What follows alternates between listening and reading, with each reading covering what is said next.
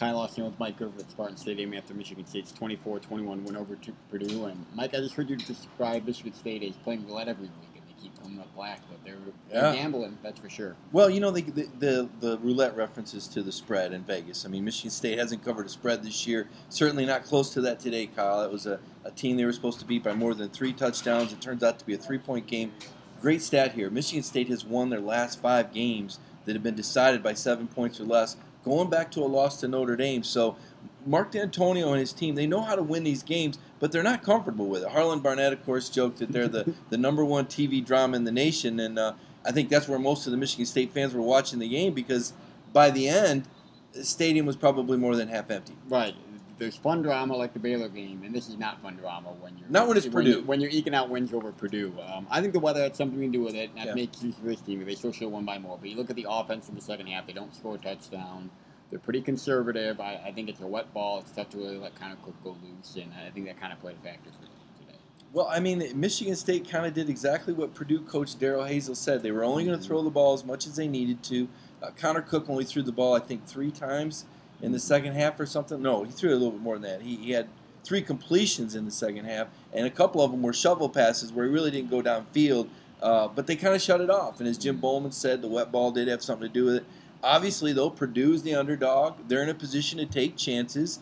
And to a degree, we are seeing Michigan State maybe play not to lose a little bit. And as Mark D'Antonio said, that 2002 national championship team at Ohio State, that's how they won a lot of games. So I don't think they go into the game thinking that this is the formula, but they felt like they were having some success running the ball. And then Jake Hartbarger, right when we thought he was looking like an all Big Ten guy, he dropped a snap, Kyle. Yeah, that's more bad news. And, even more you look at the health. I mean, this has already been, before today, I think the most injured Michigan State team in recent memory. Then they go out and lose Dennis Finley to a broken leg, so he's done for the year. That's their 3rd tackle they've lost at some point in the year.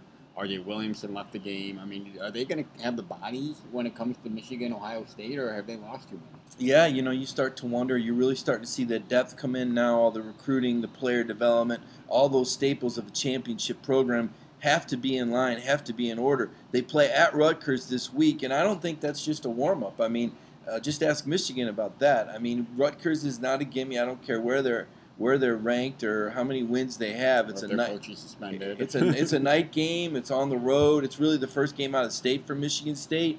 And then, of course, Michigan State has to avoid looking 1 week ahead to the game in Ann Arbor. So there's more challenges ahead for Michigan State. I don't know if they'll hold the #2 rank, Kyle. I certainly think a lot of people might be prone to move them down after only beating Purdue by 3 points. Although I've written it all week, Purdue historically has been a thorn in the side, and they were once again today. Yeah, they were. You look at the past one, this has been pretty standard. But I think what's disconcerting for a lot of fans is they went up 21-0. Like, it seemed like this was finally going to be the game that they went and won 45-3. But then the drop punt. Could take a big sigh of relief.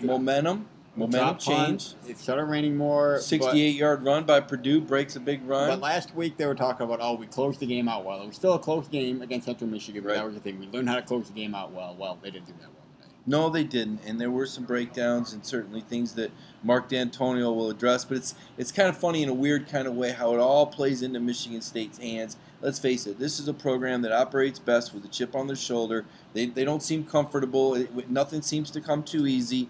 And, seems to be par for the course. Michigan State leaves here 5-0, ranked #2 in the country. I think they've won 9 games in a row. And all they're going to hear all week is that they're not playing very well right now. So, in a way, I mean, that's got to be music to Mark D'Antonio's ears, that you've got a team that's won 9 in a row, and all they're going to hear is that they're not good enough. So, that's the script, man. And a couple thousand soggy fans left, pretty disappointed too, I think.